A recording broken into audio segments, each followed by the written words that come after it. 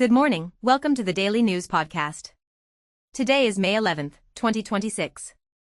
The big story this morning is Donald Trump's planned trip to China, which is suddenly looking like a stress test for the very shaky tariff truce between Washington and Beijing. On paper, this visit is about trade. In reality, it's also about who sets the terms on tech, manufacturing, and the broader relationship between the world's two biggest economies. Add in the separate standoff with Iran, and the trip gets even more sensitive. If the talks go well, markets may breathe a little easier. If they go badly, this could spill fast into tariffs, supply chains, and a wider diplomatic chill. Yeah, this is one of those meetings where even the tone matters. Investors and allies will be watching every handshake and every headline. Staying with that wider global picture, oil jumped after Trump dismissed Iran's response to a U.S. proposal to end the war, calling it totally unacceptable. With the Strait of Hormuz effectively shut, the concern is no longer just military escalation, it's a direct threat to global energy flows. That matters everywhere, from shipping and inflation to fuel prices for consumers. India is already telling people to work from home, limit foreign travel, and cut fuel use, which shows how far the economic shock is spreading beyond the region. And that's the part people feel fast. Geopolitics can sound distant until it hits the gas pump and household bills.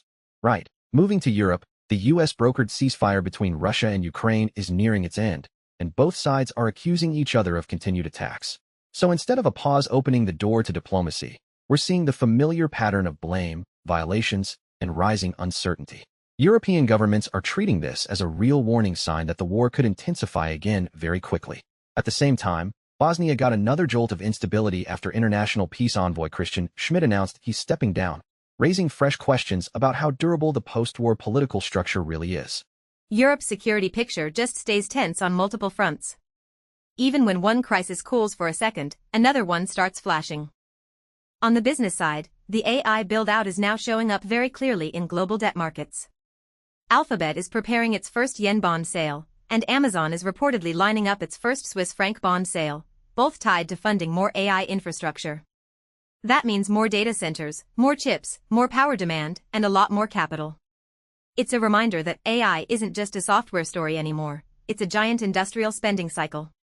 And investors are leaning in. AI chipmaker Cerebras has boosted its IPO target to as much as $5.52 billion, signaling strong appetite for companies selling the picks and shovels of the AI boom. That's a huge tell. When tech giants are shopping globally for financing, you know the spending wave is getting very real. On the tech side, OpenAI has launched DeployCo, a new unit aimed at helping enterprises actually put frontier AI into production. That's important because a lot of companies have spent the last year stuck in pilot mode, testing flashy tools without turning them into reliable business systems. OpenAI is now pushing the next phase: governance, workflow design, quality control, and measurable returns. AWS is making a related move with a preview of Bedrock Agent Core payments, which would let AI agents pay for APIs, services, and web content on their own. That pushes agentic AI closer to real commercial action and raises the obvious questions about trust, permissions, and what happens when an autonomous system gets it wrong. Useful and slightly terrifying, which is becoming the default setting for AI news. The capability keeps moving faster than the comfort level. And cybersecurity has a new warning sign this morning.